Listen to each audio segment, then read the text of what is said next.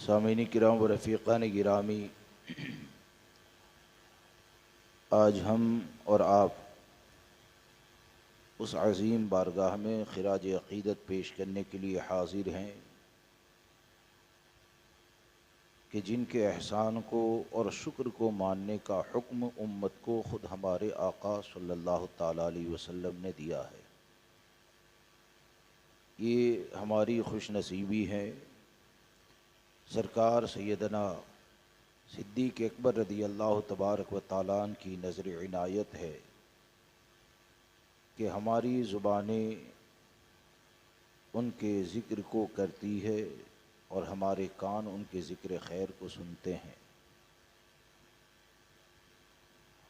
چند باتیں آپ کے سامنے عرض کرتا ہوں، سنجیدگی کے ساتھ غور کے ساتھ میری باتیں سماعت فرمائیں۔ اللہ مجھے آپ کو سب کو عمل کی توفیق عطا فرمائے۔ اس جملے کو یاد رکھ کے آخر تک میری گفتگو کو سنیں کہ یاد رکھیں دوستو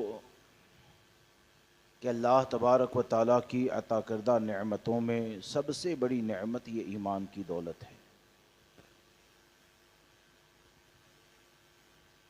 ایمان اگر سلامت رہے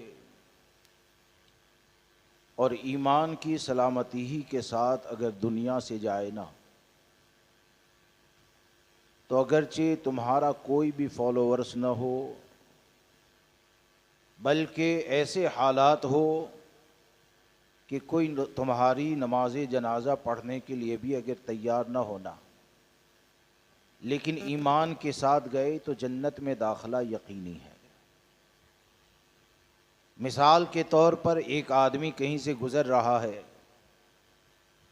شیر نے اسے کھا لیا اور شیر کا پیٹ ہی اس کی قبر بن گئی، نہ غسل ہوا، نہ تہذیب و تکفین ہوئی، نہ نماز جنازہ ہوئی، نہ قبر کا پتہ ہے، لیکن ایمان سلامت ہے تو یقیناً وہ جنت میں داخل ہوگا۔ اور معاذ اللہ اگر ایمان سلامت نہ رہے نا، اور ایمان ہی اگر نہ رہے تو اگرچہ لاکھوں کروڑوں اربوں چاہنے والے پیدا ہو جائے اور کوئی مر جائے نا، تو اس کی قبر کو مزار کا نام بھی دے دیا جائے اور ایک نہیں 21 گنبد بھی اگر بنا دیے جائے نا، تو مار کھانے سے کوئی نہیں بچا سکتا ہے۔ 21 گنبد فائدہ دینے والے نہیں ہیں۔ اصل کیا ہے؟ اصل ہے ایمان کے ساتھ رہنا، ایمان کے ساتھ دنیا سے جانا، یہ بنیاد ہے۔ ہم جس کی بارگاہ میں خراج عقیدت پیش کرنے کے لیے حاضر ہیں، تو اگر تمہید عرض کروں تو کافی لمبی گفتگو ہو جائے، اور مجھے پوائنٹ ٹو پوائنٹ چند نقاط، چند باتیں آپ کے سامنے رکھنی ہے کہ موجودہ وقت میں سرکار سیدنا صدیق اکبر رضی اللہ تبارک و تعالیٰ عنہ کا کردار یہ ہمیں کیا بتاتا ہے۔ آج آپ دیکھیں گے تو ایسا نظر آئے گا کہ بہت سی جگہیں ایسی ہے کہ جہاں پر بد مذہبوں کے ساتھ اتحاد کا نعرہ اور طرح طرح کی باتیں ہیں کہ ایسے حالات میں تو ایسا ہونا ہی چاہیے، ایسے حالات میں فلاں چیز ہونی چاہیے، فلاں ہونا چاہیے۔ یہ علماء اختلاف کرتے ہیں، اتحاد ہو جائے تو کتنی بڑی طاقت بن جائے، تو ہم یہی کہتے ہیں کہ یقیناً اتحاد ہوگا تو طاقت تو بنے گی، لیکن اتحاد کے لیے کچھ شرائط بھی تو ہوتے ہیں۔ اتحاد کے لیے سوال یہ پیدا ہوتا ہے کہ سب تو متحد تھے، اتحاد تھا، اختلاف ہوا کیوں؟ اختلاف ہوا کیوں؟ دیوبندی کے ساتھ اختلاف کیوں ہوا؟ وہابی کے ساتھ اختلاف کیوں ہوا؟ رابضی کے ساتھ کیوں ہوا؟ قادیانی کے ساتھ کیوں ہوا؟ تو آپ کو یہ نظر آئے گا کہ ان لوگوں کے ساتھ اختلاف کی بنیاد یہ ہے کہ انہوں نے عظمت مصطفیٰ کا انکار کیا، انہوں نے نبی اکرم صلی اللہ تعالی علیہ وسلم کی شان میں گستاخیاں کی، اور یقین جانے کہ جو ہمارے آقا کی شان میں گستاخی کریں تو معاشرہ تو بہت دور کی بات ہے، اگر ہمارا باپ بھی ہوگا تو ٹھوکر پہ مارا جائے گا، اتحاد نہیں کیا جائے گا۔ اور یہ کوئی زبانی دعوے نہیں ہے، اور اسی لیے حضور تاج الشریعہ ایک بہت پیارا جملہ ارشاد فرمائے تھے، مجھے یاد آتا ہے کہ حضور تاج الشریعہ نے ایک جگہ پر فرمایا تھا، سنیو یاد رکھو ہمارا رشتہ صرف نبی سے ہے اور کسی سے نہیں ہے۔ تو میں ایک سفر سے آ رہا تھا تو حضرت کا وہ بیان کسی نے تحریر کی صورت میں لائے تھے، تو میں نے وہ پہلا جملہ پڑھا، تو میں تو یہ جانتا ہی ہوں، الحمدللہ ہم یہ جانتے ہیں کہ حضور تاج الشریعہ فرماتے ہیں اس میں ہزاروں حکمتیں ہوتی ہے۔ ہم وہ نئے محقق بننے کے چکر میں ادھر ادھر کی بات نہیں کرتے ہیں، ہم ادھر ادھر کی بات نہیں کرتے۔ تو پھر آگے حضور تاج الشریعہ فرماتے ہیں کہ آپ نے فرمایا ہمارا رشتہ صرف اور صرف ہمارے نبی سے ہے۔ پھر آپ فرماتے ہیں کہ اب اگر تو چاہتا ہے کہ تیرے باپ سے محبت کریں تو محبت کرنے سے پہلے باپ کے دل میں تلاش کر کے عشق رسول کا چراغ روشن ہے کہ نہیں۔ اگر تیرا باپ عاشق رسول ہے تیرا رشتہ وہاں پہ جڑ گیا، ماں کے دل میں محبت رسول ہے رشتہ وہاں جڑ گیا، بھائی بہن کے دل میں محبت رسول ہے رشتہ وہاں پہ جڑ گیا۔ یعنی جتنے بھی رشتے جڑیں گے اور جہاں جہاں جڑیں گے تو جڑنے کی ایک ہی بنیاد ہے، اور وہ بنیاد یہ ہے کہ دل میں محبت رسول کا ہونا۔ اور جہاں پر دل میں محبت رسول نہ ہو تو چاہے باپ ہو، چاہے ماں ہو، چاہے بھائی ہو، چاہے بہن ہو، اجماع امت کا عقیدہ حضور تاج الشریعہ نے ان جملوں میں بیان فرمایا کہ نبی سے جو ہو بیگانہ اسے دل سے جدا کر دے، پدر مادر برادر مال و جاں سب ان پر فدا کر دے۔ یہ حضور تاج الشریعہ کی اپنی بولی نہیں ہے، یہ صدیق اکبر کے صداقت والی بولی ہے۔ یہ حضور تاج الشریعہ کی اپنی بولی نہیں ہے، یہ قلم تاج الشریعہ کا ہے، لیکن جو عقیدہ دیتے ہیں وہ تمام بزرگوں کا عقیدہ دیتے ہیں، اور اپنے جد کریم کا یہ پیغام دیتے ہیں کہ یاد رکھو کہ یہ جو جانشین اعلی حضرت ہے جسے تاج الشریعہ کہا جاتا ہے، یہ کوئی نئی بات نہیں کرتا ہے، بلکہ اپنے اس شعر کے ذریعے لوگوں کو دعوت دیتا ہے کہ لوگوں اس مجاز کے بن جاؤ، اور اسی کو مسلک رضا کہتے ہیں کہ یا رسول اللہ تیرے غلاموں کا نقش قدم ہے راہ خدا، وہ کیا بہک سکے جو یہ سراغ لے کے چلے۔ اس لیے عقیدہ یہ بنیاد ہے۔ اب آپ دیکھیں کہ آج کے حالات میں چند باتیں، اگر عقائد کے اوپر بات نکل گئی تو میری پوری گفتگو اس پر ہو جائے گی۔ صدیق اکبر رضی اللہ تبارک و تعالیٰ کی ذات کے حوالے سے چند باتیں عرض کروں کہ صدیق اکبر رضی اللہ تبارک و تعالیٰ کا مقام اور مرتبہ انبیاء اور مرسلین کے بعد سب سے اعلیٰ ہے۔ انبیاء اور مرسلین کے بعد سب سے اعلیٰ ہے۔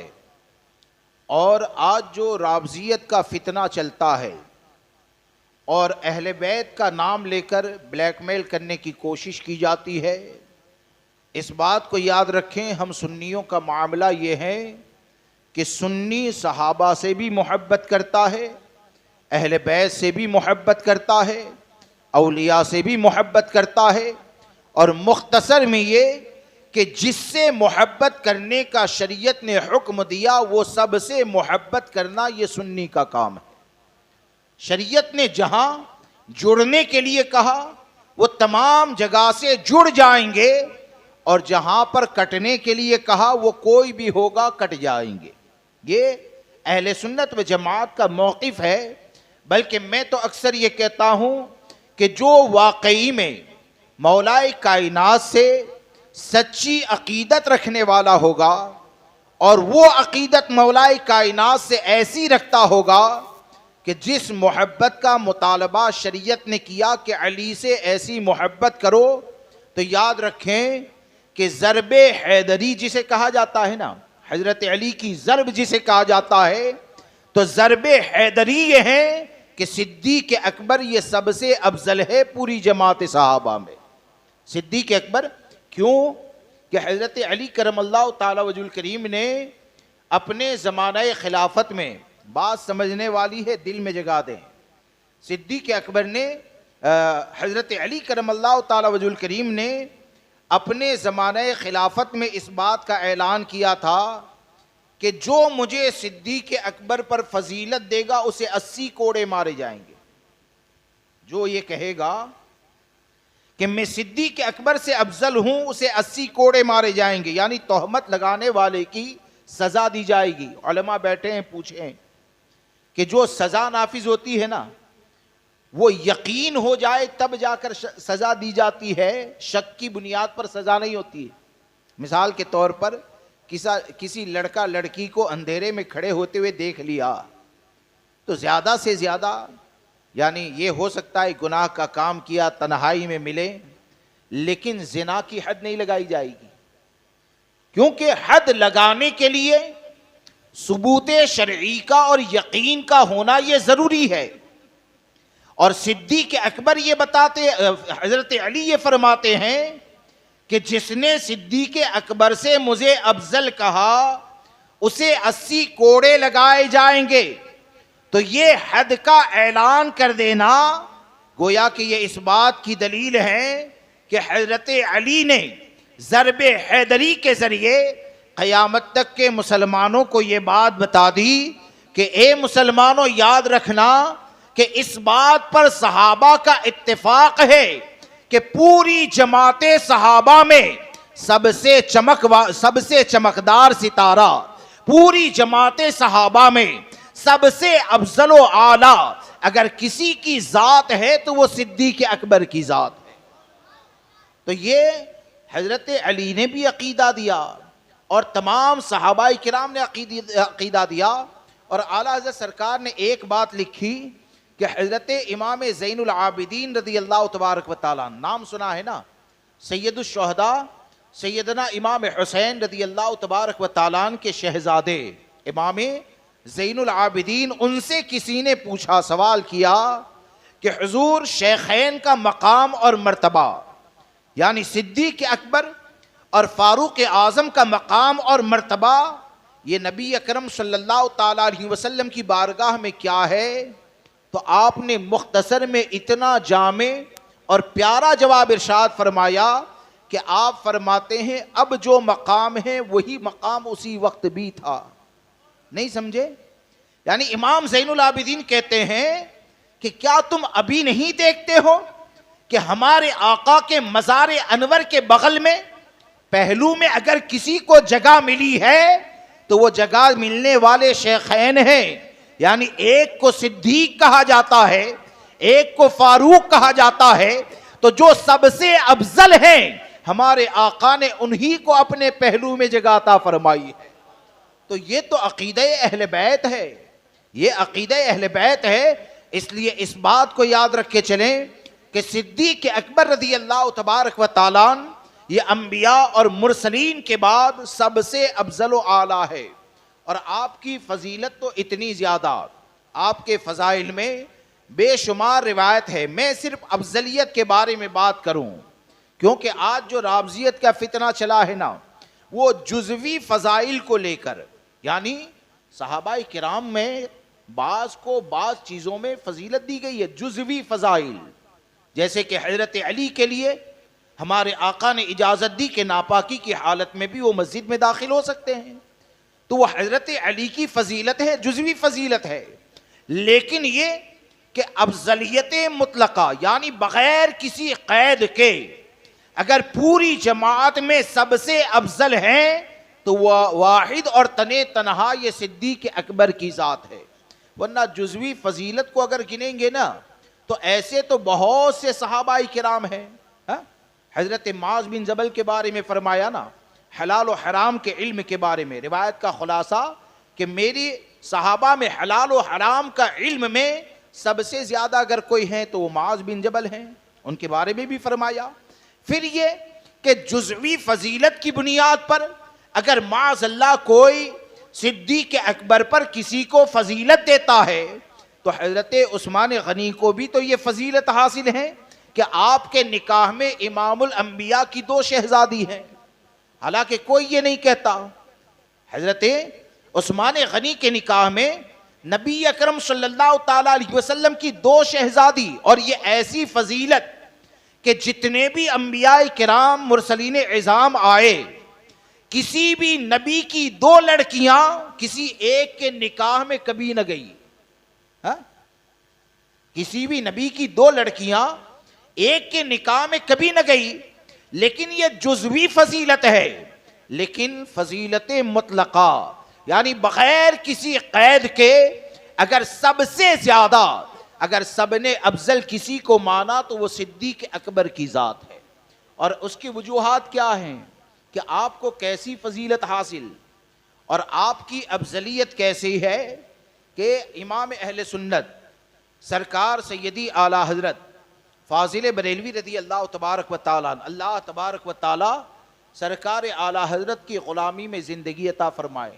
اور یہ دوستو بغیر کسی مبالغہ کے کہتا ہوں, اعلی حضرت کو پڑھیں گے نا تو اس بات کا یقین ہوگا کہ موجودہ پرفتن دور میں ہر فتنے سے بچنے کا سب سے آسان اگر کوئی راستہ ہے تو وہ تعلیمات امام احمد رضا ہے. امام احمد رضا کا قلم جو ہے نا اور امام احمد رضا کے سائے میں رہنا تجھے کبھی بھی انشاءاللہ گمراہ نہیں ہونے دے گا, کبھی گمراہ نہیں ہونے دے گا. یہ امام احمد رضا کا قلم ہے, اور یہ قلم وہ قلم ہے نا کہ اپنے تو اپنے غیروں کے باپ کو بھی امام احمد رضا کو پڑھ کے اگر زبان نہ بولے تو دل تو یہی کہے گا کہ ملک سخن کی شاہی تم کو رضا مسلم, جس سمت آ گئے ہو سکے بٹھا دیے ہے. یہ امام احمد رضا کا قلم ہے.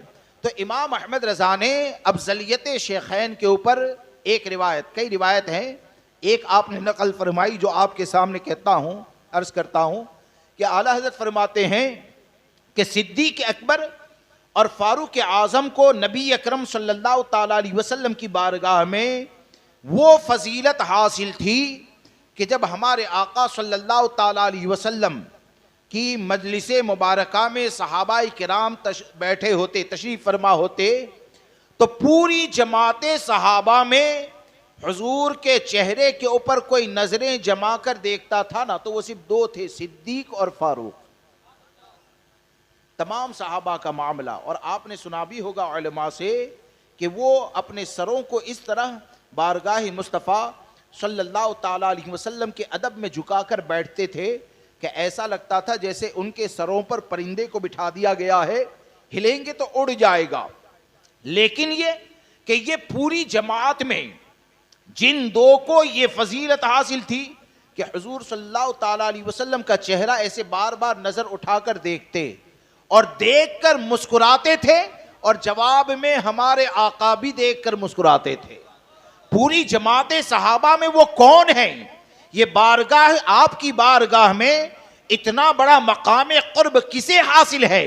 تو وہ قرب رکھنے والی ذات ہیں. ایک صدیق کہا جاتا ہے, ایک کو فاروق اعظم کہا جاتا ہے.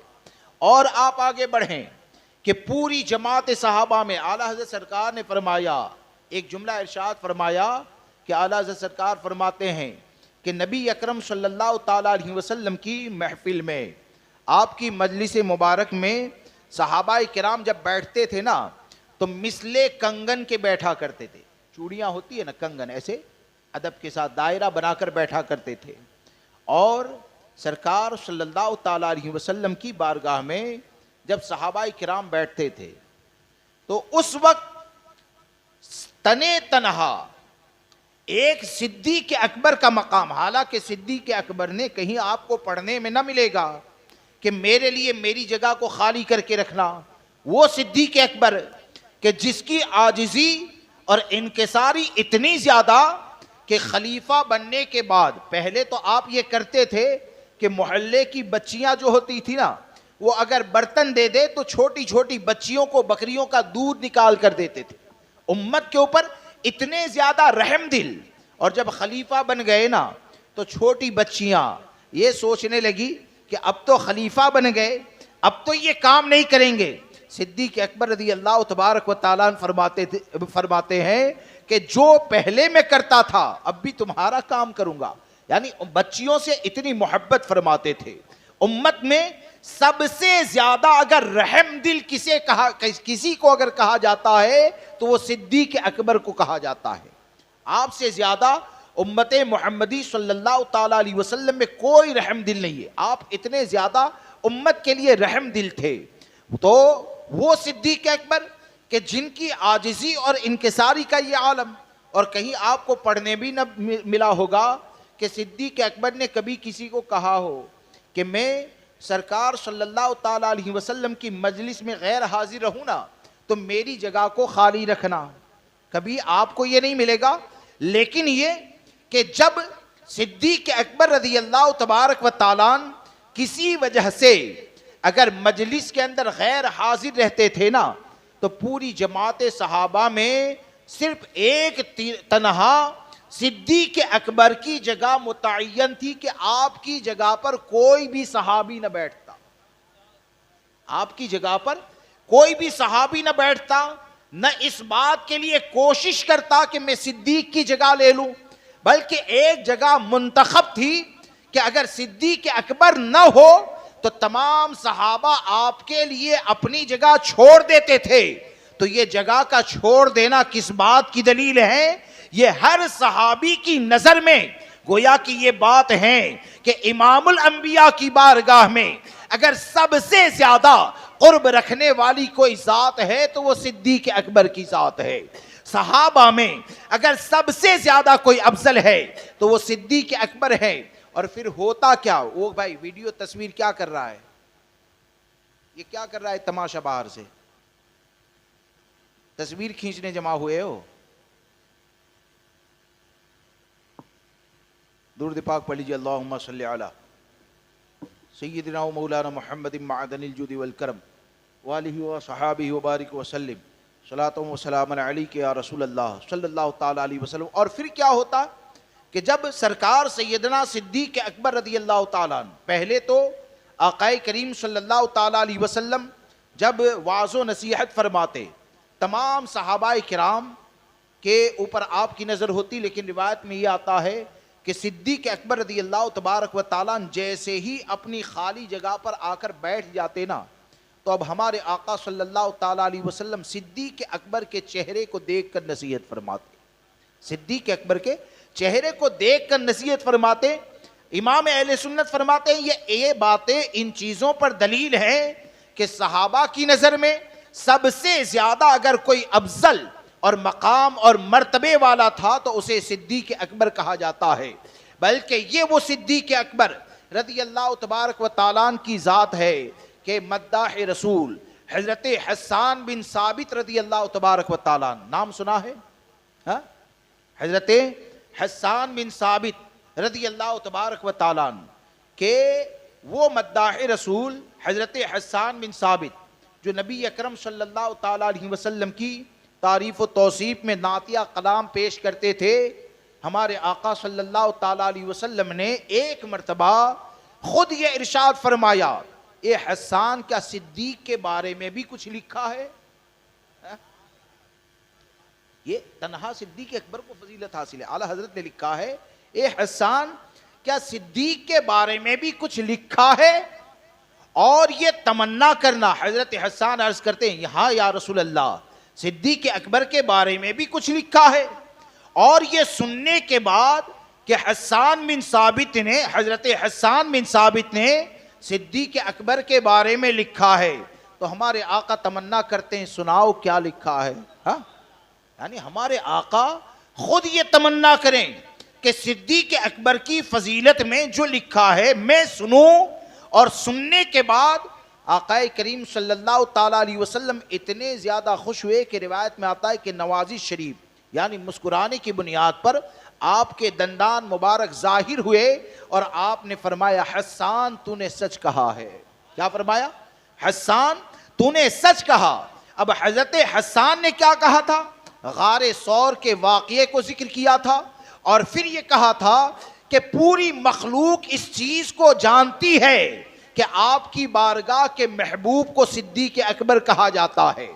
آپ کی بارگاہ کے محبوب کو صدیق اکبر کہا جاتا ہے.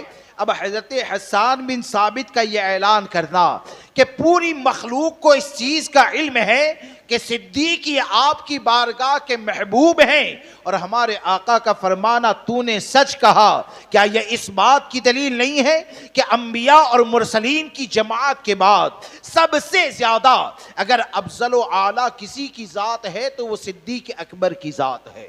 اس لیے یاد رکھیں کہ یہ اہل سنت و جماعت کا عقیدہ ہے کہ سب سے افضل یہ صدیق اکبر، اس کے بعد فاروق اعظم، اس کے بعد عثمان غنی، اس کے بعد حضرت علی. یہ ترتیب جو ہیں، اور یہ نہ سمجھیں کہ صدیق اکبر کی افضلیت یہ خلیفہ اول بننے کے بعد ہے. صحابہ کرام میں پہلے سے ہی آپ کی فضیلت کو مان لیا گیا تھا. صحابہ کرام میں آپ کی فضیلت کو پہلے ہی مان لیا گیا تھا، اور آپ کی فضیلت کو پہلے ہی مان لیا گیا تھا. تو یہ اللہ تبارک و تعالیٰ کا احسان ہے کہ اللہ تبارک و تعالیٰ نے ہمیں توفیق عطا فرمائی کہ ہم سرکار سیدنا صدیق اکبر رضی اللہ تبارک و تعالیٰ کی افضلیت کو بھی مانتے ہیں، صحابہ کرام کی فضیلت کو بھی مانتے ہیں، اور ہم ان کا ذکر خیر بھی کرتے ہیں. اللہ تبارک و تعالیٰ آپ کے ذکر خیر کو ہمارے لیے، ہماری قیامت تک آنے والی نسلوں کے لیے اہل سنت و جماعت پر استقامت کا ذریعہ بنائے.